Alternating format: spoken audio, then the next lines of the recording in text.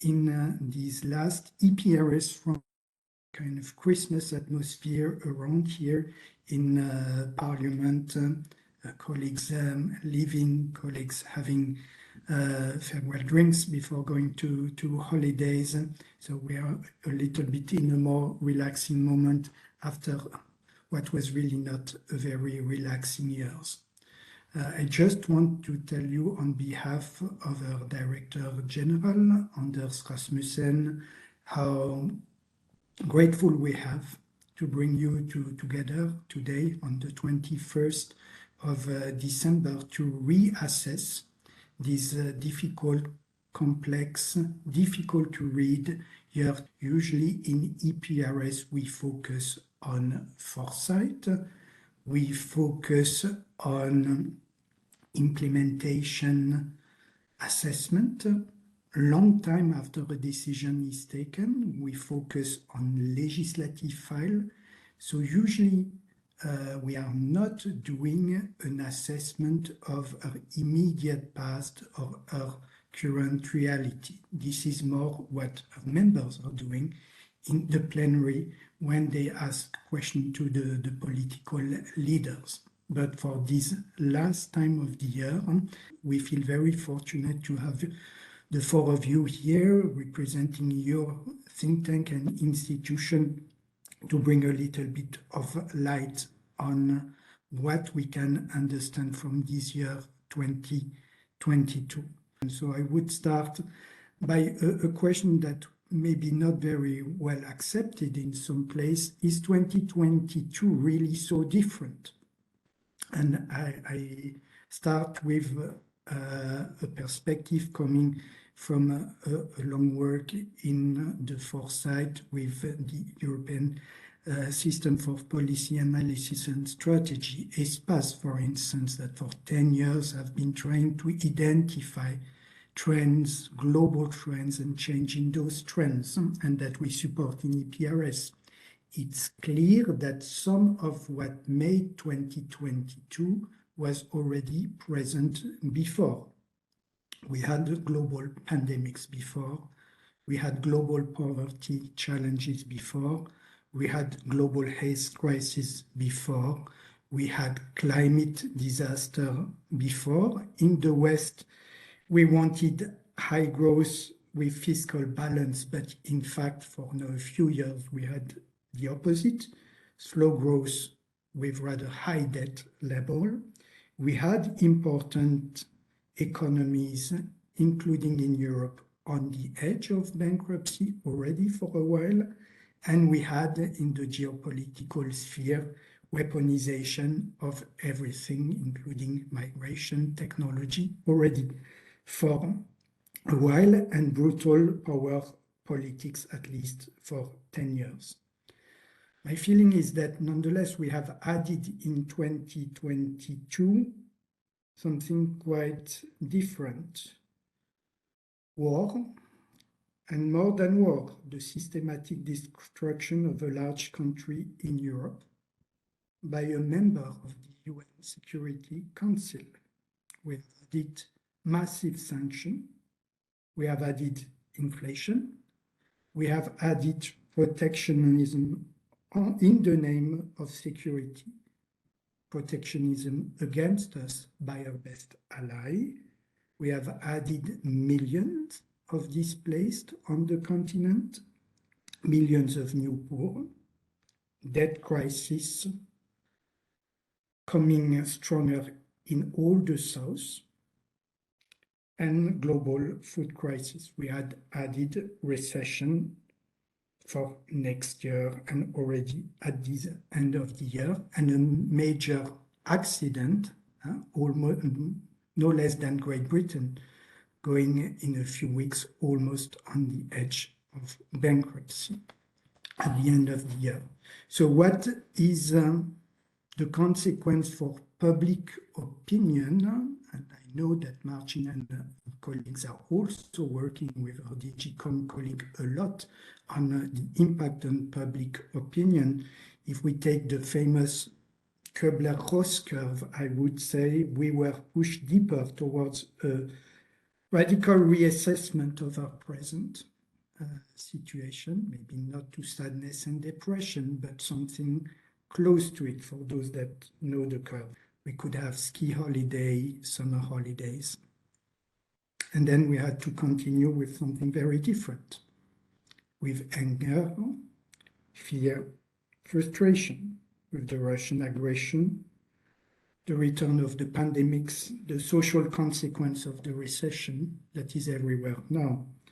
We start to understand that the demilitarized lifestyle we had is maybe not available anymore. We start to understand that the consumer society, the leisure society we had is not available anymore as it was, that our European industrial competitiveness is not available, that the financial foundation for the welfare state we had so far is maybe less available to, and as a consequence, human security and life expectancy itself are not what they used to be. So there is no doubt that this is creating, at the beginning, at least in this moment we speak, another momentum for scapegoating. And guess what? The usual suspect will very likely be the one we had before, the globalized elite, the supranational institution, maybe the European institution, the media, the intellectual, civil service, politician, the established party, trade union, churches, the immigrant. So populism with old and new faces is also back. So for me, the question I would ask to you in this panel is not only about the past year, but also what we may be waiting for 2023. Will 2023 be the beginning of an upward curve? Will 2023 be all of us see ourselves shifting to the acceptance of what is a kind of downgraded role of an incomplete and dependent regional power? Will we start rebuilding in 2023 new competitive advantage? Maybe it's too early to say, but this would be my word to introduce the discussion today, and I leave it to Marcin to continue. And once again, many thanks for all the 86 people participating online to this debate today, and to our 4 panelists. Let's enjoy a great moment of rethinking together. Marcin, to you. Succinct yet comprehensive framing for our discussion. This year is often called Annus Horribilis, although I've heard this description at least twice over the last decade, 2016, for example. Is it a really special Annus Horribilis? And if so, why? Maybe I will give the floor now to Rosa, who really needs no introduction. She's currently director of Carnegie Europe. Before, she played senior roles at the German Marshall Fund of the United States and the European Policy Center. And she also is a member of steering committee of Women in International Security in Brussels, something that perhaps we might need more on the international scene. So Rosa, over to you. Thank you. Thank you very much, and thank you for the invitation. It's always a good opportunity to reflect back on the past year and to try to make sense of it. And obviously it's helpful to think, to start to do this exercise in order to think ahead to 2023. So I've been asked to sort of focus a little bit on the more general, the broader picture, what's happening, what are the big trends shaping the world, and then I know the other speakers will talk a little bit more in detail on certain issues and areas. So I'll try to sort of do that. So I'll be a little bit perhaps abstract, but I hope to make it a bit more real with some examples. So it seems to me, and sorry, also going back to what Frank was saying about what is new about 2022, what are the trends and what not. I mean, I think we do have obviously an invasion of a country, a large-scale war on the European continent, and you know, although Europe has seen war since the Second World War, because of course we have the Balkans and you know other conflicts in the wider European region, but you know, full-scale invasion is certainly something different. But I think what this war is doing, and the general trends that pre-existed the war, is more a question of acceleration of existing trends rather than introducing new particular issues. And from my perspective, there's a lot of focus on geopolitics and all the narratives, the language that politicians are using, the return of geopolitics, etc. And we certainly have a set of geopolitical trends, and Russia's war is one of them. US-China rivalry is another. But I also think that too often we forget that we also have a set of transnational trends that are not to be interpreted through geopolitical lens, and that is the climate crisis and the technological revolution. So to an extent we have, you know, one set of trends that is very much tied to state-based actors, and another set of trends which actually is transnational, that is driven by a number of forces.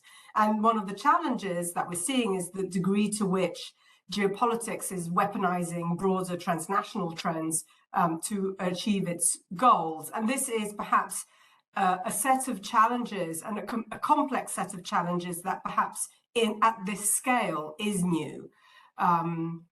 So that would be my first point. I'd like to just unpack a little bit both these sets, right? First, the sort of geopolitics, and then the transnational. So on the geopolitical front, the debates among international relations specialists is very much about bipolarity, about the bifurcation of the world. And then in Europe, we see a little bit more of an emphasis on multipolarity. We're also seeing parallel to this set of, you know, this sort of binary set, we're seeing debates about deglobalization or a Cold War 2.0, again, following this sort of binary thinking. The democracy versus authoritarianism is also becoming another dichotomy that is shaping the way we think about the world. It's shaping, obviously, the narratives and the rhetoric from politicians, but it's also shaping, I think, the way in which we approach international politics. So while this sort of bifurcation, there's a lot that is happening that seems to confirm this type of approach, I also think that the reality is actually a lot messier. We're seeing a sort of long tail of fragilities, of multipolarity, of regional powers hedging in their regional contexts. And so to frame the world merely in terms of geopolitics and US-China rivalry, I feel is not capturing the whole picture. And I'd like to just give an example of how I think this is happening. And I'm just going to use Russia because, you know, that's probably what Russia is doing in Ukraine and elsewhere is probably going to take up a lot of space in this conversation. And if you think about Russia and where Russia might be going, you know, we have a set of scenarios. One is that Russia's moving towards, obviously, greater isolation. You know, first of all, because of its choices with respect to Russia and because of the response to sanctions. So it's becoming more isolated. It has strengthened its partnership with China. But it's also strengthening other partnerships, such as, for instance, with Iran and North Korea, especially on the military front. And it makes me wonder, you know, on the one hand, you have, this would strengthen the sort of bipolar arguments that you'll have Russia, North Korea, Iran, China on one side versus the West led by the United States, asking allies to sort of adjust to this new context. But I also wonder whether China will be pleased to align itself with the likes of Iran and North Korea and Russia, and risk being isolated and risk that bifurcation of the international order, which I think might not be in China's interests. So I think we need to think a bit more also about how other countries, including those who are playing geopolitical games, how they will adapt to this type of world. Another scenario for Russia is actually a fragmenting Russia that starts crumbling along the periphery. We've seen occasional signs of this in the likelihoods that the war will continue for quite some time. It is also, you know, Russia itself is disengaging from the region. One example, for instance, is Armenia, where the EU is now stepping up its engagement and Russia has pulled out, and it's only you know, this is quite a recent development, and where I think we're going to be seeing more of these. So there's also a risk that one of the poles of this bipolarity might start fragmenting. The third scenario is probably the least likely, and that is regime change in Russia. So I won't say anything more than that. But I think the reason I brought these up is just to give examples, concrete examples about how actually this sort of bipolar interpretation of world politics that is currently the most common framework for understanding what is happening. Actually, it's not quite as simple as that. And I think the same could be said for the other dichotomies that I mentioned: deglobalization, a new Cold War, democracy versus authoritarianism. It's actually all a lot messier. And I think to an extent, this is paradoxically to Europe's advantage.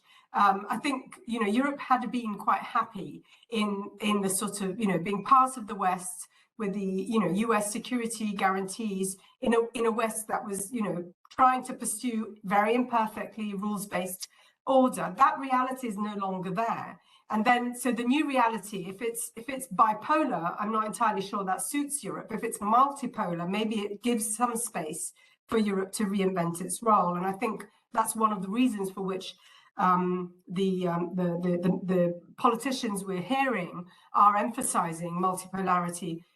The European politicians, of course, are emphasizing multipolarity as opposed to bipolarity. It's not a pretty picture, but it's one where perhaps Europe can find its space.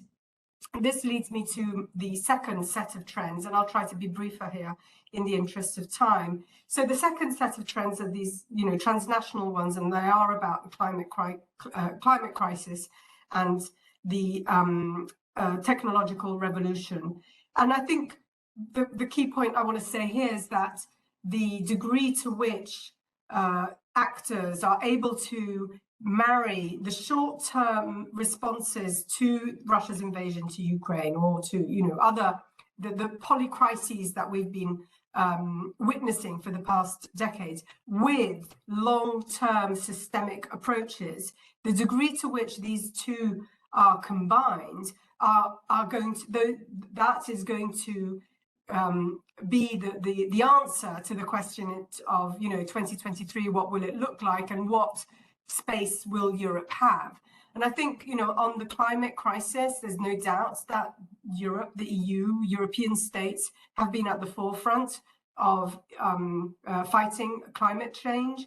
And now the US is on board. Things can be achieved, and Biden and Xi Jinping actually shook hands over climate issues. So there is hope that, you know, that some progress can be made. And of course, also, you know, big decision on biodiversity just at the end of last week or the beginning of this week. So in that sense, you know, Europe is trying to invest, and it hasn't dropped its Green Deal commitments after COVID and in light of the war. And I think that's actually sort of, that's something that should be noticed. On the technological front, Europe, as we know, is lagging behind, and I'm sure other people on this panel are more competent than I am to talk about this. Europe is certainly lagging behind in the technological race, in innovation, in adjusting its economy, but I think it has begun to, put down the first building blocks in order to do this. It needs to figure out how it wants to do it and with whom it wants to do it, with the US, with, or there are other actors out there who are far more important than the EU on technology. But I still think that, spaces can be found, and that ultimately what we're talking about is actually the management of Europe's relative decline and the relative decline of the West more broadly. Certainly the decline of Russia. I mean, Russia is, possibly one of the reasons for this war is actually to counter Russia's inevitable decline. I mean, it really looks like a country for old men, to misquote Cormac McCarthy's book. But that's ultimately what we're dealing with, and what kind of space Europe can find in this particular context. So my final point would be that perhaps, counterintuitively, this heavy, complex institutional construction that the European Union is actually gives it the tools in order to address both the short term and the long term, because it has an executive that is not dictated by electoral cycles. I mean, it is partially, but not exclusively, and it has a civil service that can actually look at what type of intergenerational policies need to be developed, and that has the sort of horizontal toolbox that can help it address what the big picture challenges are. This, even if the EU has not actually been very good at playing geopolitics, right? So again, just to go to criticize a little bit the rhetoric about Europe becoming a geopolitical actor. Well, actually, that's not what it's very good at, but it is good at addressing the systemic transnational trends that will be shaping our future. I'll end here. Thank you very much, Rosa, for giving us such a good geopolitical overview of developments and trends that manifested themselves last year. I particularly liked what you said about China, that despite the growing authoritarianism there, it might not really want to be in the coalition with Russia and other pariah countries. But now, perhaps from the general, we will move to detail. And here I would like to invite Nataliya BUGAYOVA. In this panel, we couldn't miss a Ukrainian. She's now a non-resident Russia fellow at the Institute for Study of War in the United States. Before she specializes at the Kremlin decision-making and Russia military and information operations. Before, she worked in Ukraine on reform efforts after the Euromaidan revolution in 2014. Nataliya, perhaps you could elaborate on what you know best, that is on Kremlin decision-making and mistakes that Russia made in its military operation. And more importantly, could you tell us how life looks like in Ukraine these days? How are citizens surviving it? How is it possible that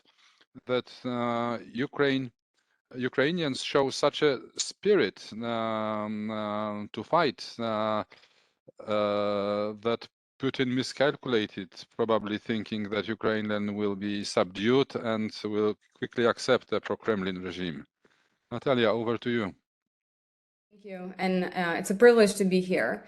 As we reflect on this year, I actually want to start by saying that the end of this year could have looked a lot differently if Ukraine did not fight back, if Ukraine stopped fighting, and if US and Europe didn't support Ukraine in this fight. And I think we should take a minute to appreciate the scale of even worse catastrophe we could be facing now. We do not need to hypothesize to imagine a counterfactual. In fact, we know what the Kremlin's plan was and what Russia had done on the territories it occupied. If Russia rolled through Ukraine unimpeded and taken Kiev as planned, it would have then proceeded to filtration measures, which means killing, executing, imprisoning anyone it would have deemed unpatriotic or Russia-friendly, and would have atrocities in Bucha cases all throughout Ukraine, as well as much worse refugee crisis into Europe. We also would have had a lot more empowered Putin in a very practical sense, as he would have gained a vast military foothold in Ukraine, economic spoils, established principle of immunity for his aggression, and also very importantly, would have still had the Russian armed forces intact to pursue ambitions elsewhere, specifically the long-standing objective of actually consolidating full control over Belarus, an effort that has been impeded by Russia's failures in Ukraine. Russia would have also presented a direct threat to Moldova and Poland. We would have had a lot more fragmented and divided NATO as well as EU, and massive requirements to reevaluate force posture in Europe. We're not facing this reality now in part because of Ukraine's relentless fight, as well as Europe's support and the US support. However, and this is the second point I'd like to make, I think we're far from being out of the woods yet. And avoiding the worst case scenarios. First, we're in another critical moment in this fight. As you know, Ukraine has a battlefield momentum on the ground now. It still is on track to liberate additional territories and its people through successive counteroffensive operations it's planning this winter, if it's properly supported by the West. The Kremlin has lost its momentum this summer on the battlefield, but it's doing everything possible to break Ukraine's momentum now, both through military efforts it's pursuing, such as strategic bombing campaign, as you're observing, but also through information manipulations and reinserting the narratives of ceasefire into the conversation. And the reason that Russia is focused on that now is because it needs a breather to reconstitute its forces if it is to keep any gains or its gains in Ukraine and develop new ones. And I really want to stress that point, that it's critical to prevent Kremlin from having this breather on the battlefield, because the Russia's intent regarding Ukraine hasn't changed, and will most likely outlast Putin, and we can talk about that separately. And the choice that we're facing now is either helping Ukraine conduct a large-scale counteroffensive this winter, or face the same situation, the same challenge, with the same escalation risks, but on a lot worse conditions for both Ukraine and the West in the future. Which brings me to, I think, a third lesson that the West have learned partially, but not fully, is that there is no going back to the previous baseline. It is a fight, civilization fight for the way of life, and for Ukraine, it hasn't never been just about geopolitics. Martin, to your question, Ukraine has been risking their lives since 2014, not simply because they just want to be part of the West or not be part of Russia. It's because they don't want to be a part of the system that Russia stands for, which is the society that is antithetical to human dignity. And that is not an abstraction either. It is about very two clearly observed ways of lives, one on free and occupied Ukraine, and the second on the territories that Russia occupies, which experience executions, torture, rape, deportation, and so on. So that's why even the worst case escalation scenarios that Putin is putting on the table are unlikely to break Ukraine's will to fight. I want to end by perhaps another lesson learned that is more positive, is that we've learned that being free people and free societies actually has very concrete advantages on the battlefield. For example, in Ukraine's case, we observed it with civilians and society rallying to cohere resources with no centralized directions or no centralized orders. It's also initiative on the battlefield and the culture of mission command and ability to improvise by Ukrainian armed forces. It is also the resistance on the areas that Russia occupied, which actually subverted a lot of Russia's attempts to establish administrative control over these areas. And conversely, in Russia's sense, we're observing that the authoritarian model that actually upholds Putin's regime has played a significant role in eroding some of Russia's both military capabilities, but also the mistakes in planning and the intelligence failures, primarily for two reasons. The first one being that it hasn't been just mistakes of this year, it has been actually cumulative effect of years of kleptocracy and corruption that eroded a lot of Russian military capability. And the second, that in the system that Putin has created, in his dependency on the information space and ability to control that information space, both inside of Russia and to shape it globally, he also introduced vulnerability into his system, meaning there's very little incentive to surface the truth, including about the real state of affairs of Russian military or the situation on Ukraine. And also sometimes the gap that Russia is facing between the realities trying to fight on the ground and the image it's trying to portray is too big for any propaganda to breach. So I'd like to end with this, and very much looking forward to discussing some of the larger topics that Rosa raised, and looking forward to hearing the next participants. Thank you. Thank you very much, first of all, for your insightful presentation that described the situation in Europe at a certain motivation for resisting so hard. I would also thank you very much, since you are speaking from the United States. So I thank you very much for rising early to attend our conference. Now, perhaps we could move on to Wojciech, who is director of the Center for Eastern Studies, a Warsaw-based think tank that is known for many years for its sharp and really pioneering insight into policies east of the European Union. Basically, we can say. In his previous role in the institute, he specialized in Ukraine, Belarus, and Moldova. He is a frequent visiting scholar at the Kennedy Institute in Washington. So, Wojciech, could you perhaps tell us, so that we have fuller picture about EU reaction to the war? Was there enough solidarity? Has EU put enough resources to help Ukraine? There were divisions.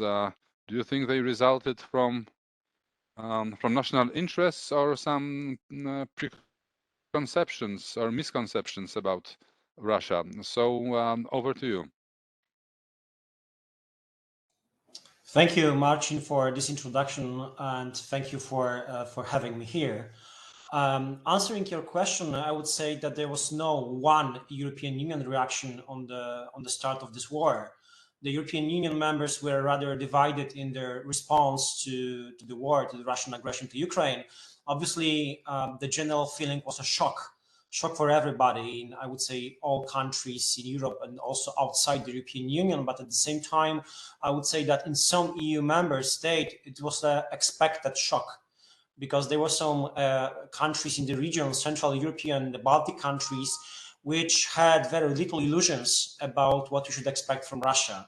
So I don't want to say that the nations in this part of the European Union or NATO's eastern flag that they warned that Russia conduct neo-imperialistic revisionist policy.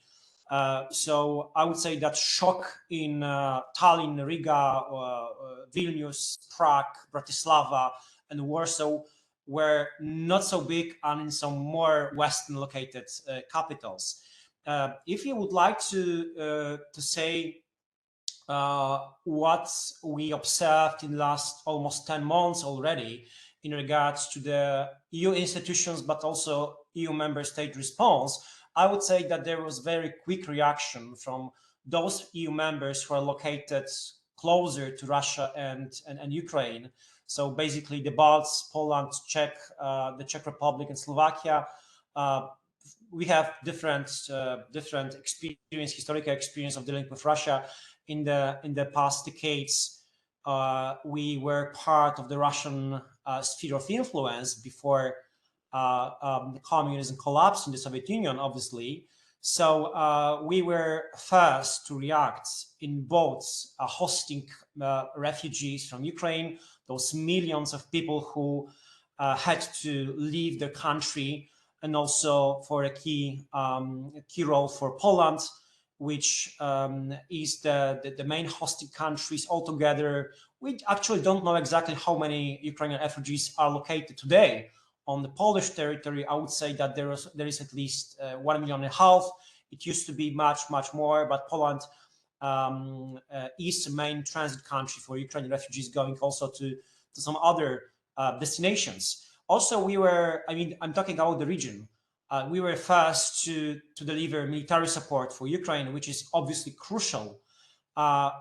Sanctions are very important, and I think we'll have some time to discuss EU sanctions against Russia. But I think it should be clear for all of us that not sanctions would not stop this war, but rather more weapons, more military equipment for fighting Ukrainian armed forces. So I would say that Baltic countries, Poland, but also Czech and Slovakia were pioneer countries in delivering even more than they can afford of, especially taking into account their military potential. I'm talking about especially the Baltic countries. There is one exception for Hungary, which decided not only not to deliver any military equipment to Ukraine, but also very limited financial and humanitarian assistance. But what I would say is the biggest Hungarian failure is the fact that Budapest does not allow any military transits going to Ukraine from third countries to Ukraine, which should be perceived as an unfriendly step. So quick reaction from the region, but at the same time, I would say that there is a disappointing in reaction from EU majors, basically Deutschland, Germany, and France. I would say that especially in the very first phase of this war, we see some reluctance from both Germans and French to react. So no leadership from this European Union engine in both Paris and Berlin. What is a good message is that from the very beginning we had this leadership from the region, and we still have leadership from the U.S. It would be very difficult to deal with the conflict without the U.S. leadership role in the conflict. In regards to the European institutions reaction, I would say that sanctions are something positive, but at the same time, if you compare European Union, European institutions financial assistance to Ukraine to U.S.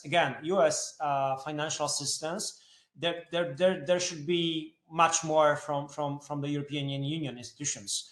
Ukraine is a European country, so it's not fair when we have more financial and other, not to mention military assistance from the non-European actor, which is the U.S., than from the European institutions. So basically, much more should be done here. At the same time, the war is changing everything. So there was a question at the very beginning about what is new for 2022. So obviously, the obvious answer is that the war came back to Europe, and with all the negative consequences, and this war is changing everything. Foremost for Ukraine, but also in a different forms, different dimensions. For it had very negative consequences also for the European Union, international order, international law, balance of power, energy price, food price, China, Turkey, even Iran, and obviously this list can be much longer. What I would stress again is that different reaction from the region is that because I'm not talking only about the Poles. I think I can talk about all nations located in this part of the continent. Is the fact that our perception of the war is that this is not only existential threat for Ukraine, but it's also possibly existential threat for us, because we are located in this part of the continent. So in this sense, our reaction from the very beginning, as I said before, was and still is different than reaction from some more Western located nations. When Ukraine Foreign Minister Kuleba was in Warsaw when he came back to Ukraine when the war started on the 24th of February.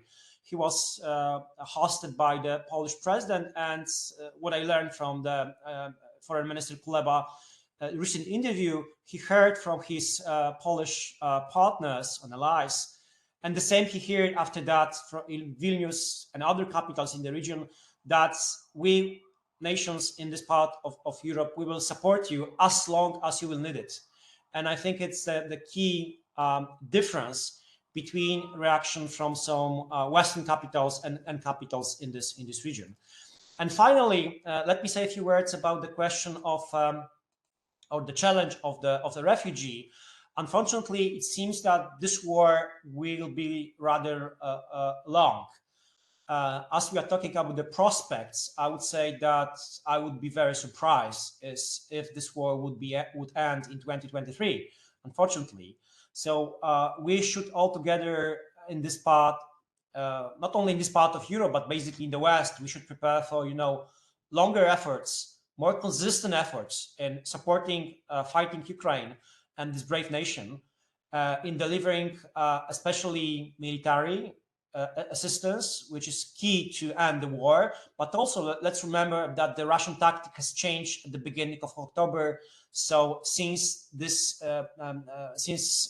moment, they're targeting Ukrainian critical infrastructure, especially energy infrastructures, with all the consequences, negative consequences for the civilians. So Ukrainian people need more humanitarian assistance. Need more Ukrainian budget, need consistent and regular, which is crucial, regular financial support from the European institutions, but also from the EU member state. So my last point would be that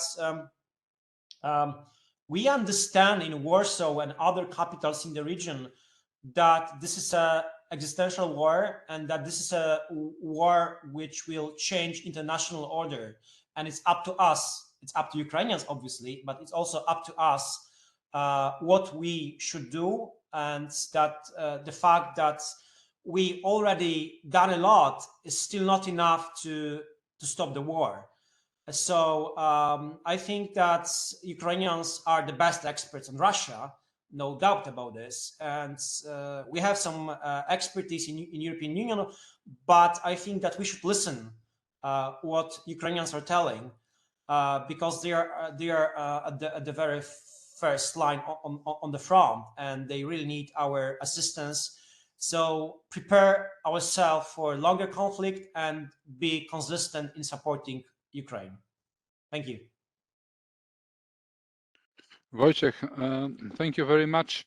for showing us mainly EU reaction to the war in Ukraine. You rightly stressed that even though the EU took enormous pride in showing big solidarity and common stance on Ukraine, there were inside divisions, and I suppose nowhere were divisions so visible as in the energy area, which brings me to Catherine, who will address who may address issue of energy and also climate. Could you share with us your views on how the EU handled the energy crisis, and maybe separately you could also for those who didn't follow it step by step, was there any progress made at this COP27 conference, and how are we doing with climate? Are we beyond point of no return, or is there still hope? Over to you, Catherine. Yeah, thank you, Martin, and thank you as well for the opportunity to speak today and share some views and some of our work that we are doing as well at the Center on Regulation in Europe. I would start by the now well-known saying, never miss a good crisis, but always learn from your mistakes as it continues. And indeed, there are some lessons to draw from what happened on the energy market in general, but as well in the energy field this year. And in 2022, I would say that we have witnessed two acute crises.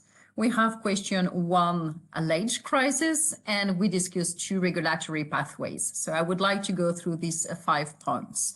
The first one is that we did witness first an energy price crisis, and it started in the fall of 2021 with high energy prices linked notably to the recovery post COVID-19 pandemic. And at that time, the European Commission already published EU toolbox tackling rising energy prices. That was guidance for the member states of what they could implement within the current legislation, and that could serve as a toolbox. So that was in October 2021. And at that time, in the communication, the European Commission wrote that the energy supplies is not an immediate risk and that the markets are currently expecting wholesale gas prices to stabilize at a level, an average level, a low level by April 2022. No need to say that the situation has been much different than expected. But already there, we find some fundamental elements that we will see again in different communications along the year, notably the need to protect consumers and businesses through a panoply of tools, including price caps, temporary tax breaks for vulnerable energy consumers, vouchers, subsidies, etc. And we also see calls to ramp up the renewables and to think about strategic partnership with neighboring countries. And again, another reminder is that just 2 years before, in 2019, we even experienced negative electricity prices due to cheaper fuels, subdued demand, and rapidly expanding renewable generation. So here we see that there has been a very, very quick shift, although we could see some sign as well of notably the too slow energy transition implemented by the member states, and then as well the uncoordinated transition between the member states. And that's two other elements that we have seen increasingly during the past year. So first, we have a lack of coordination between the changing energy mixes between the member states. We still have some countries highly dependent on Russian gas, and we still see that we are relying too much on fossil fuels. Then we have changing consumption profiles as well, demand flexibility, demand response that could be even more activated, and we have a lack of grid infrastructures. So this is even more obvious in the current situation. We also starting questioning the fundamentals of our market design for electricity. And at SER, we published a final report last week. That's the final report of a 10-month study on electricity market design with a complete list of 72 recommendations, both at wholesale and retail level. So I invite you to consult the report. I will not go deeper into that, but that's already something that we were discussing. So as the first speaker mentioned, we see an acceleration on these topics, but we need to as well sort the issues between the short-term emergency measures that we have discussed very much this year and the long-term structural reforms in a different energy mix in a net zero energy system. And on that background, we know that we need to speed up the reforms, speed up permitting rules for renewables. We just had a council that validated the proposals by the Commission. So here we have important reforms and as well part of the Repower EU plan.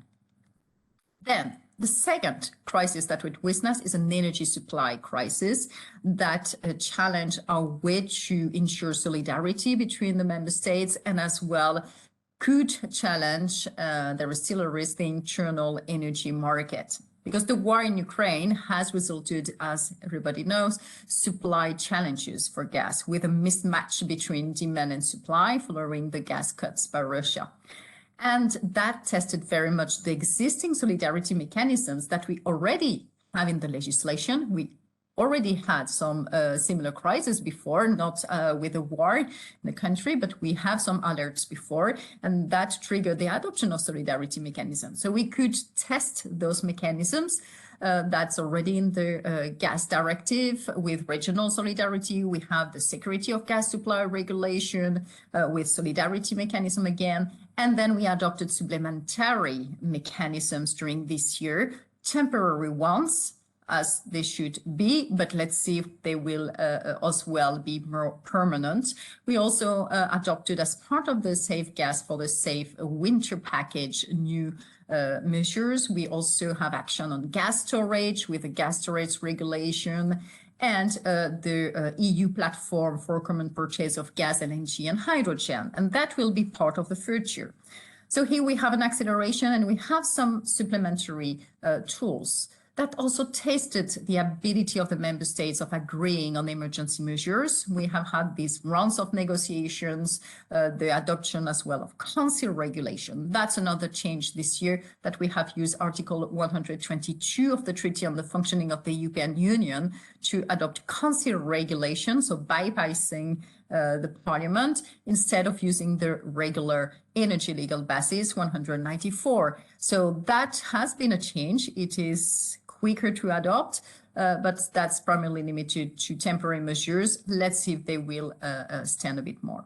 And we have still some unpredictable events such as the Nord Stream leaks and sabotage, or could be digital attacks as well on infrastructure that also could be wake-up calls in terms of regulatory intervention. And all this has revealed the need to perceive and complete the internal energy market and act in a coordinated manner. If we don't act in a coordinated way, we will be weaker, we will have less security of supply, and that will be more costly, including for the completion of the energy market. So that has been one of the lessons, although, as was mentioned also before, there are risks of protectionist measures.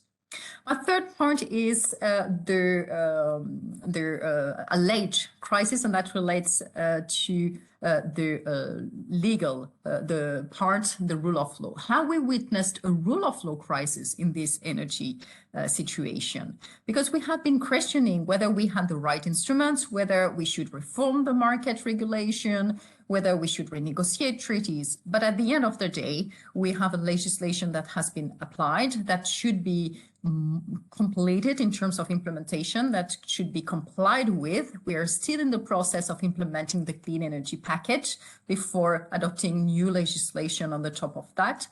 And to take another example, we are as well discussing the revision of the Energy Charter Treaty, balancing the pros and cons of having new instruments. So we have a broader discussion of, do we have the right legal tools to address today's challenges, but as well ensuring that we have the framework for the future. The two last points relates to regulatory pathway. The first one, I think, relates to external dimension of EU energy and climate policy. We have seen that we are stronger when we have a close collaboration with our neighbors. And that applies to energy field as others, but in particular to the energy field. So when we are changing the rules of the game, notably for market rules, we need to keep that in mind, that it will affect us, but as well our collaboration with neighbors. Would it be on a bilateral basis, for example, with the UK or with Switzerland, but as well through an agreement like the European Economic Area Agreement with Norway and other parties, or with other countries through the Energy Community Treaty. So that's important to keep this in mind. At the global level, now we see that there is a ramping international competition. That is obvious with the adoption of the US Inflation Reduction Act, and that there is a risk as well of possible disindustrialization of Europe. And I think that thinking about 2023, that's something that will absolutely affect the proposals put forward, is what can we do to further protect European industries? Should we think otherwise? We need more flexibility for subsidies. The European Commission has already starting a discussion on stated rules and adapting them. How are we going to use the joint platform for the purchase of energy? And we have CBAM as part of the Fit for 55 that is also now entering the final phase of negotiation.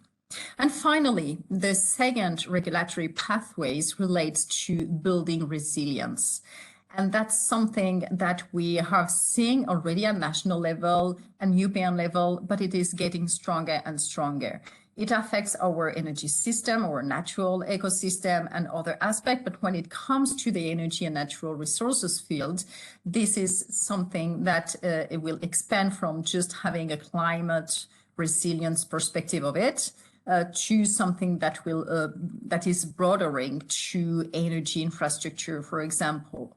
So I see as really the trend of building resilience through the regulation as a major one to address these different challenges. That some of them are nature-based, other one could be more technological-based, and other ones human-based. And these will be more integrated through, as mentioned, the regulatory framework.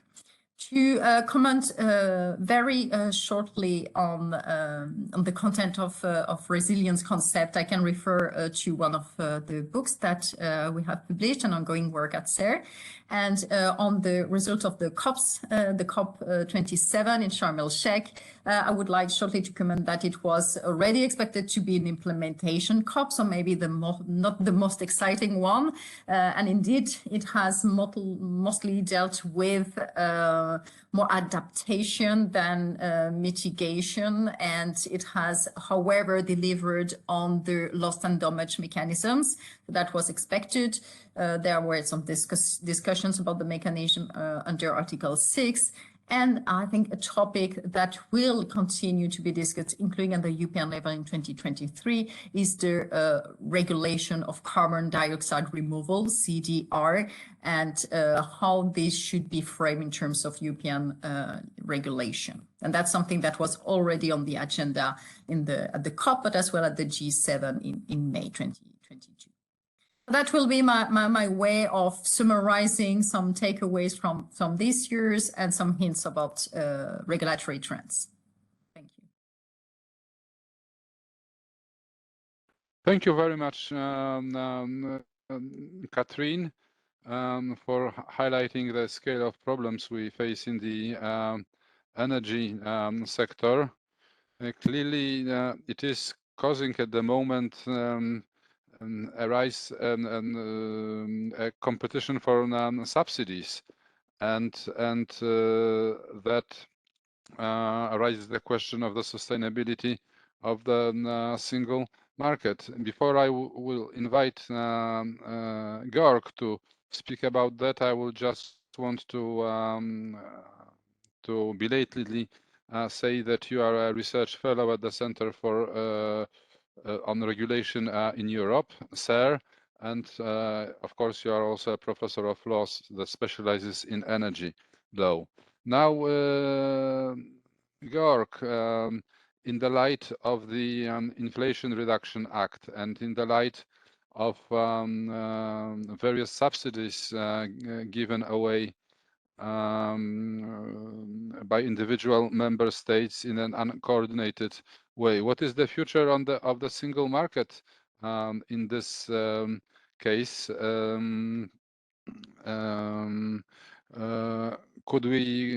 Would there be a willingness perhaps to create additional common funds to do it jointly rather than separately? And let me remind you, this all happens at a time when the war in Ukraine undermined the nascent economic recovery from the pandemic. And another question which you could maybe address is whether this inflation is purely caused by war and Russia, or is the past very loose monetary and fiscal policy also responsible to some extent? Over to you. Thanks.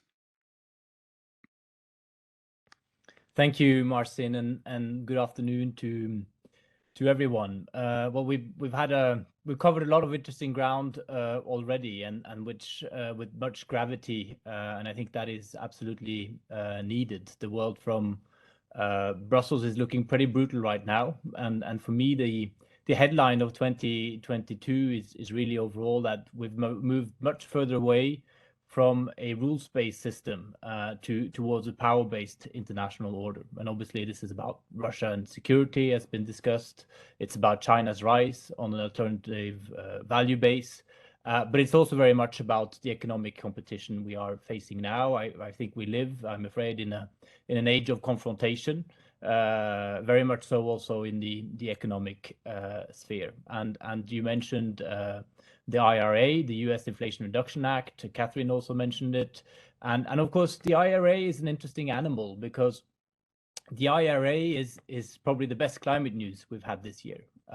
It's the US getting serious about trying to face climate challenges and put themselves on the path that is needed towards 2030, 2050. So all cheers for that. But at the same time, the IRA has another side to it, which is indeed its local content requirements that mix with the subsidies, the tax breaks, and the way it is structured, which I think we should have no illusion about. It is nothing less than a form of hold up on Europe, a design to capture the future jobs, the value added, to capture significant parts of also Europe's industrial and manufacturing base. So we can understand very well why Biden is doing this. He needs to heal America. He needs to revive the Rust Belt. But I think there are some proper legitimacy to worrying about, in fact, the Rust Belt coming to us.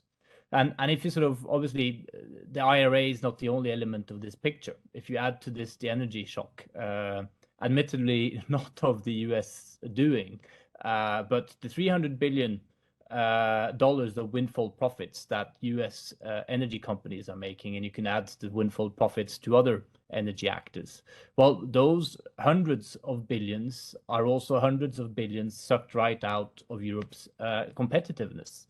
And if you add also to this the very hard bargain the US is driving on China through extraterritorial export controls, notably, which have the effect or also aim to shut off the Chinese market to Europeans. Well, I think this is really rather worrying and unfriendly, to say the least. The policy is theirs, the cost is on us. We can have a discussion on China, but I'm not sure we're really having it across the transatlantic space. I think it's really a case of Washington deciding and we having to pay the cost of this. So, of course, the underlying problem here, don't get me wrong, it's not US, it's not Washington, it's the world we're in with China and Russia.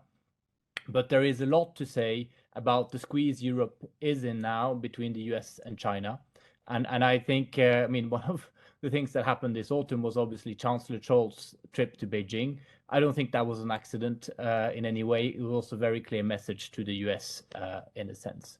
And another element, the last element I wanted to mention in this sort of first part of my intervention, which is on the international picture or geoeconomic picture we're looking at, is sort of the question we can ask that I've heard asked by academics these days, but also Commission officials, which is whether we are not, in fact, in some kind of tipping point when it comes to the credibility of existing multilateral rules, when it comes to trade rules, when it comes to the WTO, where we can wonder whether they haven't become close to meaningless, and worry about whether this whole system is not crumbling. I mean, to take concrete examples, the EU designed the CBAM to have WTO compliance, and we have had long discussions about this.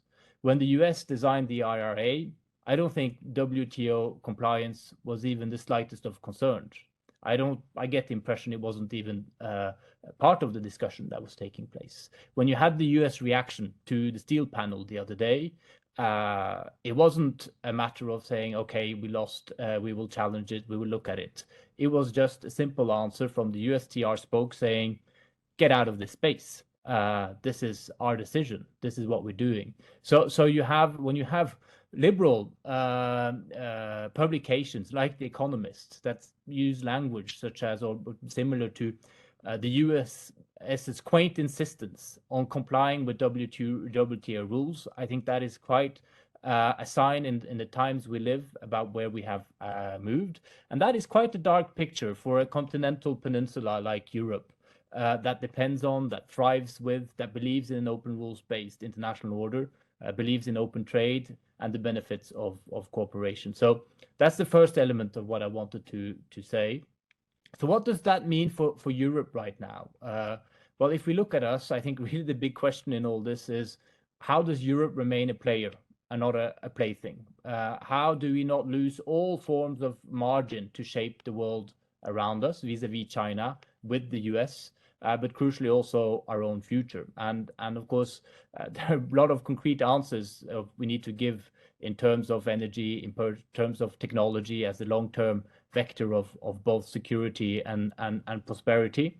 And we don't have time to go into all that.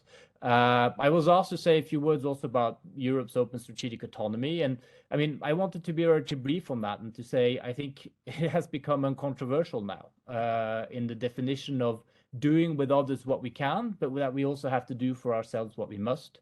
And I'm afraid we've spent way too much time in Europe discussing it and too little acting on it, having been terribly naive in terms of energy, trade, security, defense, allowing all these asymmetric dependencies to build up. So I think the way I see Europe now, 2022, going into 2023, well, the policy reality of this mandate, of this legislature, was about the twin transitions. I think it no longer is, in a way. The two fundamental transitions have become three.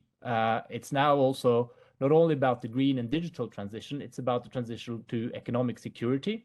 And that means something at all levels, private actors, member state levels, and obviously also EU level. We have seen a broad set of interlinked economic policy responses develop, broadly badged under this open strategic autonomy at the EU level lately. RRF is obviously, I think, the most significant, but also CHIPS Act, we have a Critical Raw Materials Act coming up, etc. But I think we should also be very mindful, as you hinted at or said, Marcin, that in delivering on this concretely, we are facing an extremely precarious situation linked to the economic fallout from the war and sanctions, coupled to the dramatically tightening fiscal and monetary space in response to inflation. We'll be facing a lingering economic shock, several Eurozone economies heading into recession, all this will touch industry. There are long-term consequences on competitiveness. It also touches citizens with a sort of developing cost of living crisis. So in this sort of pressure and need to fund new expenditures, critical investments, I'm not sure that the EU's capacity to face the triple green digital economic security transition is all that certain. We are really in an economy with features of a wartime economy where security concerns entangle with economic concerns, where there are dire allocation of resource questions, where obviously there's a stronger role for government and public intervention. But crucially also, I think there are very critical questions that we need to face in terms of the EU's role in these state-to-state relations and state-to-private relations. And now we're in the midst, obviously, on an industrial policy debate, European IRA, buy European state aid rules. The Germany is sort of much criticized 200 billion energy shield package, to me was very much a prime exponent of going alone strategies rather than doing things in common. Now, as Catherine just mentioned, the game is about softening state aid rules. And I'm worrying and wondering whether this isn't the result of all this really is the fragmentation of the single market of the EU both economically and politically. And so we've had a lot of, and I wanted to end with that, of rhetoric over the past 9 months about standing in this together, about this being a Zeitenwende watershed moment that required a collective leap. But I think there is a real rhetoric to action gap. We're seeing a lot of Sunday speeches and facing different Monday realities. And I'm really worried also about some form of creeping loss or creeping erosion of unity. So looking ahead then and trying to be slightly more positive, 2023, I think one example really of the leap that must be discussed is what we've called at the EPC, the EU's trillion euro question now. And of course, it's not only about the money, it's about the single markets, it's about regulation, it's a lot of different factors that need to come together. But we also feel that faced with a wartime economy, the energy transition, the major investments to keep up with China and the US in tech, the EU really needs a move now to permanent fiscal capacity, possibly in the range of 1 trillion euros. And I'm not saying this because the EU's economic governance is under review, but I think this is really under the pressure of events and history. There's a clear need for emergency investments, clearly not least into the energy transition. I think there's a clear need for something like a sovereignty fund aiming at boosting technological and industrial development. Unfortunately, I get the impression that this has been put on the slow burner or back burner right now. It's been kicked to the MFF review, and I don't think that is a good news at all. And I think also echoing very much what was said by Nataliya in terms of, and also Wojciech, in terms of our need to the EU to pursue its geopolitical interests more actively, such as delivering critical resources to Ukraine, or also advancing the EU's Global Gateway initiative. We will be needing a much more financial firepower. So ending with this, it's only an element of the answer, but I think a move to EU fiscal federalism obviously will not come easy. There's a lot of fatigue, Hamiltonian fatigue, Rubicon, Copernicus fatigue, but I also have the impression that today the European nations, with all the constraints, can no longer face the world alone, and this should really lead to a collective leap in the common tools we have, also in budgetary terms, in fiscal terms, and the firepower to answer some of these crises and investments together. Gregor, thank you very much for your insight on such a wide variety of issues. Gregor, of course, you represent the European Policy Center, where you are head of Europe's political economy program. Before, you were a diplomatic advisor to the UN Commission, and you worked at the in-house think tank of the European Commission, the European Political Strategy Center, the EPSC. Now we have very little time left, and I promised a round of reactions. So let them be no more than 2 minutes if you are to answer some questions from the audience. I'm sorry, I have two particular questions for you. Nataliya, could you tell us briefly why Putin's army performed so badly in Ukraine? And a special question to Rosa.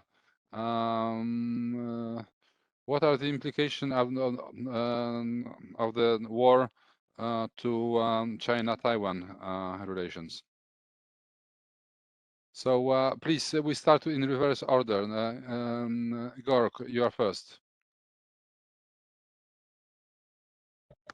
As I just spoke and also said something that sort of answered many of the questions, and we're short of time, I'm happy sort of to pass this round and leave it to the other colleagues who maybe would want to come in.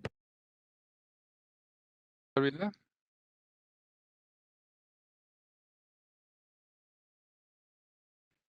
Katarina, would you like to react in any way to what has been said? Also, I cannot, I'm not the best place to answer the two questions that were raised by the audience, but I will just to stress the same threats that have been already touched upon concerning the internal market, and that we should keep that, and Georg was also commenting on that, it has been voiced notably by ACER, the Agency for Cooperation of the Regulators in Europe, but as well the European Commission, and we should keep that in mind, not at the end of the day on Sunday evening, but Monday morning when we are preparing the week. That should be the main driver as well in terms of international competition and threats and strengthening our economy. So that will be my only comment, and I'm looking forward to the answers to the audience questions. Thank you. Nataliya, would you tell us why the Russian military performed so badly?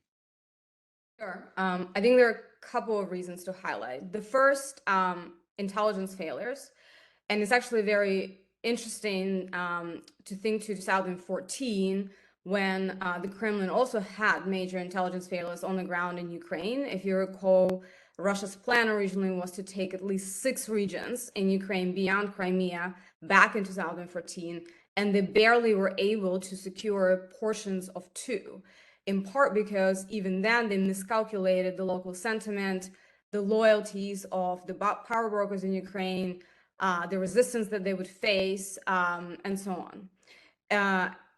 Fast forward 8 years, a lot of these, I think, gaps haven't been fixed, intelligence gaps, despite the fact that Ukraine has been openly fighting the war and preparing and strengthening its defenses, and the West has been. And I think in part it goes back to the reason we were discussing, that the whole system that is fundamental to preserving Putin's regime is antithetical to a lot of the true facts and assessments being elevated to the top.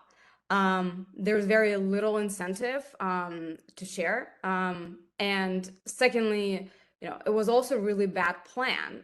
If we look at the original invasion, Russia had a lot more cohesive effort to take territories in Ukraine south, but the way they were approaching attack on Kiev was absolutely not well planned. It was hodgepodge of different elements, not coherent, of Russian military with very little information about what they were doing, and just in insufficient quantities. That was one of the reasons I think a lot of analysts were assessing that Russia would not launch a full-scale invasion, was because what they had positioned and the way in which they had it positioned was not sufficient, and it turned out not to be in the end. So I think that's the second reason. And the final I'll mention that kind of goes back to the very fundamental point of the erosion of Russian capabilities that have been going for years. I mean, a couple of years we published a report talking about a Potemkin village, essentially, of Putin using a lot of manipulation of perception to project an image of powerful Russia based on very limited real power. And a lot of the erosion of Russian military capabilities, of talent, of defense industrial complex, these all industries were not immune to the same problem that the Russia fully faces, which is rot, that driven by kleptocracy and corruption. So I think the combination of these, and finally Russia thinking, still having conceptions around Ukraine that were so oriented on Russia versus the US that they overlooking the true state of Ukraine capabilities, Ukraine readiness, and most importantly, sentiment on the ground. That would, I think, led to a lot of mistakes that they've made and continue to make. They actually are not adopting really well. They're continue to throw a lot of the manpower in pursuit of very limited gains on the ground, precisely for kind of the same broader fundamental issues we discussed. Thank you. Thank you very much, Rosa. Very, very quick question. Nataliya, I would like to ask Rosa, should Taiwan feel threatened more now than before? And then a question to Wojciech, if he's there. Are those declarations about an enlargement genuine? Will it be accelerated? Thank you. Rosa, over to you. Yeah, I think from the Taiwanese perspective, Taiwan feels threatened, full stop, and that I think that was the case before and after the war. But there were a lot of rumors, especially at the beginning of the war, about China emulating the Russian goal, and I'm not entirely sure that experts on Taiwan-China relations agreed with that. I think China certainly has been observing very carefully, and if one of the goals or one of the assumptions of Putin was that the West would crumble, this hasn't happened, or at least it hasn't happened yet, and I'm sure that China is taking note. But there's another dimension that I think is worth underlining, which perhaps is more important, is actually what Georg was saying about the weaponization of the economy and of trade. And that, I think, that has a very strong China-Taiwan dimension. Given that Taiwan is what is the largest source of semiconductors, it plays a pretty critical role in this globally. And the final point I'd like to make on this is, where is Europe on this? Because 1 year ago, when we were talking about, the possibility of a Chinese invasion of Taiwan, I would have thought that Europe would have provided modest support, but that the burden would have fallen nearly entirely on the US and Asian allies. Right now, I actually think the EU, if it had the bandwidth, and Europe more generally, if it had the bandwidth, which is a big if, again, there's, having listened to Georg, I think it would be much more committed to security in the South China Sea and to supporting Taiwan. So I think things have shifted a little bit on how Europe views Taiwan and the Taiwan-China problem. Yeah, we'll jump directly into questions from the audience. We have a question from Owen Lane, who asks how can Europe leverage its own interest in multi-polar environment that is principally governed and reliant on the US? Would the creation of the European army resolve this strategic issue? Is the European army, first of all, possible? Well, can I just say, and I'll be very brief because I think the other panelists will have more to say. It's not really, I don't think it's so much about the army. It's about building an economy that can be sustainable. It's about building an economy that can be secure. It's about embracing the challenges of the future, and that's what Europe has actually been based on for the past 70 years, and I think that's where it needs to move. And I'm not entirely convinced that the question of an army is the solution. Certainly, Europe needs to invest a lot more on its own security and military capacity, but it's not the magic. That is not going to be the magic wand. The magic wand has to be systemic and not just focused on security. Thank you very much, Rosa. Another question from Isabel Ioannidis, who is policy analyst here at the EPRS. She rightly observes that the EU puts a lot of stress on strategizing, foresight, and so on, yet it is constantly in a firefighting mode, muddling through one crisis after another. Do you think it results from the current volatile circumstances, or is it rather something institutionally inbuilt? How can the EU deal with that? Wojciech, are you with us? Yes, I'm here. I can take actually the first question which you mentioned about the enlargement, and is it genuine? So my quick response would be, I really hope so, because I deeply believe that building a stable and secure European Union is impossible unless we will find a place for its eastern neighbors. So granting the candidate status for Ukraine and Moldova in June is basically a good decision going in a good direction, but it's definitely not enough.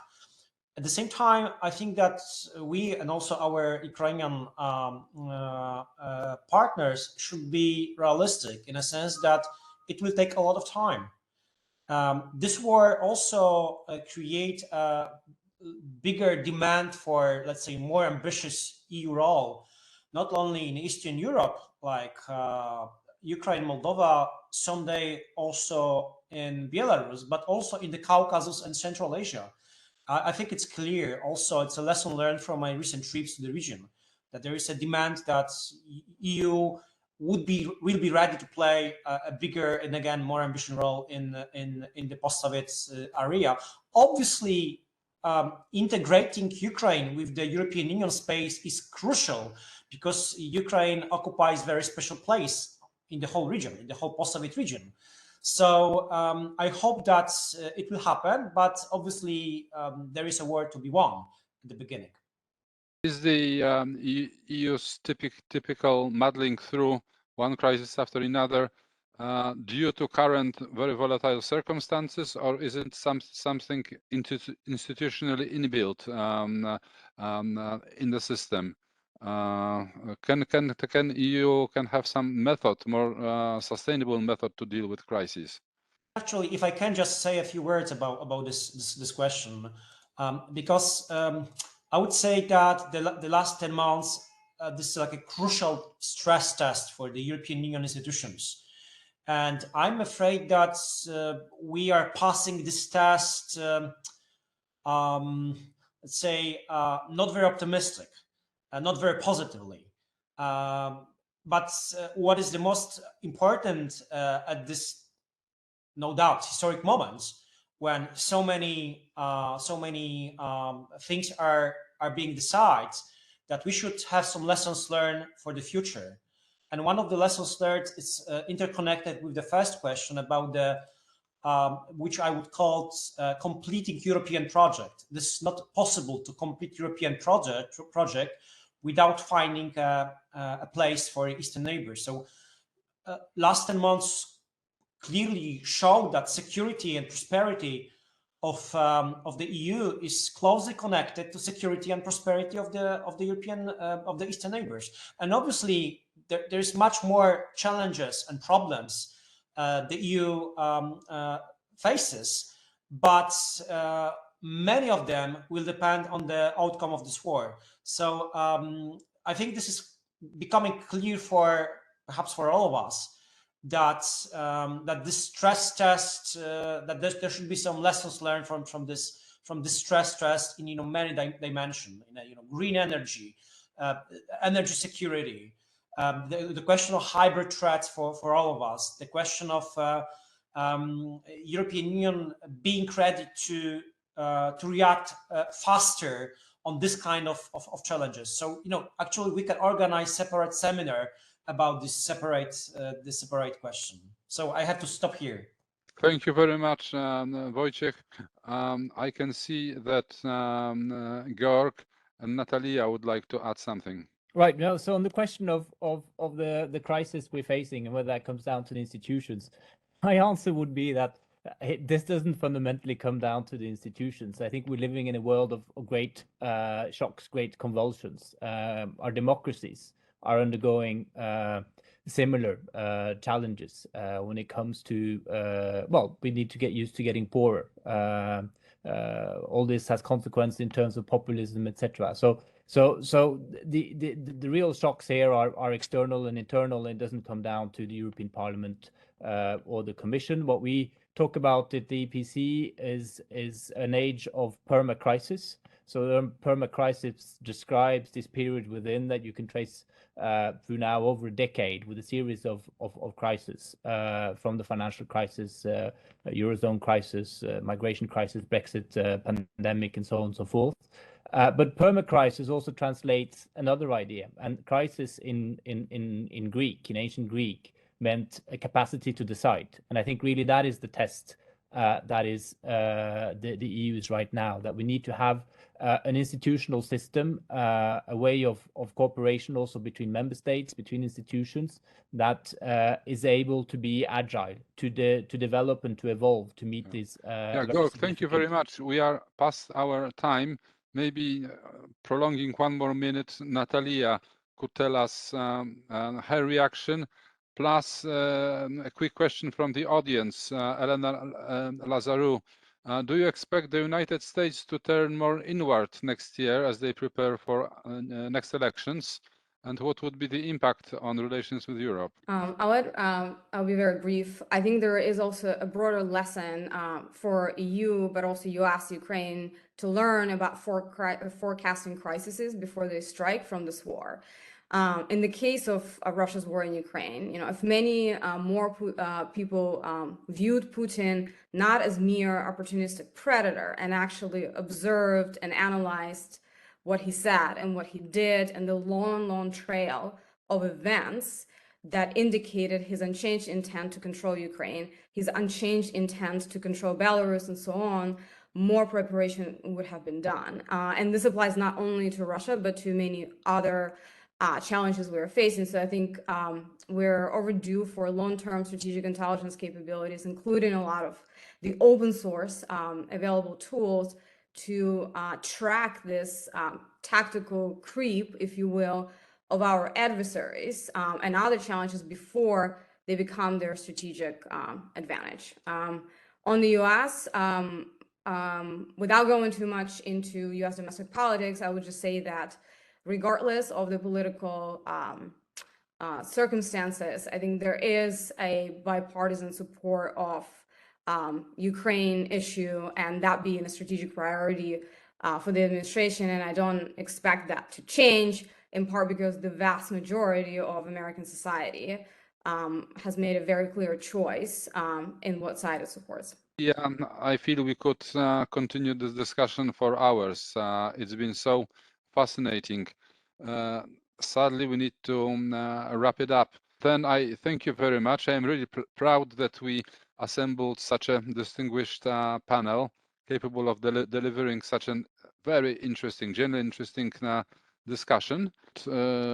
Also, like to advertise our event on the 12th of January, the same time, which is called 10 Issues to Watch in 2023, Challenges and Choices in Times of Crisis and War. The registration for this event is already open. Again, I wish you very good restful holidays and all the best in the new year. Thank you. Thank you, Marcin. Thank you all. It was a fascinating debate, and Cecile is doing a lot of effort with a team to keep recording of those fascinating discussions.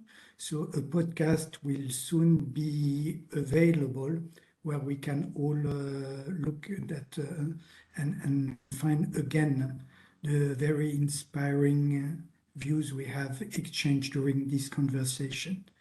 I take away that there is a risk that as intellectual in policy making, we all are able to mitigate. That is a risk of cognitive dissonance within the Union between those that say, let's first win the war with the Ukrainians and let's keep by all means American on board, and those that say, let's stop the war and focus on getting out of the recession and keeping our competitiveness. I think that those two visions can divide the European Union, and the discussion like we have today clearly shows that we need to marry the preoccupation of citizens for security and prosperity on those two sides of the Union, to find a mix, and a mix that is appropriate. And I think that here we have quite an agenda for work next year. Many thanks. Happy Christmas.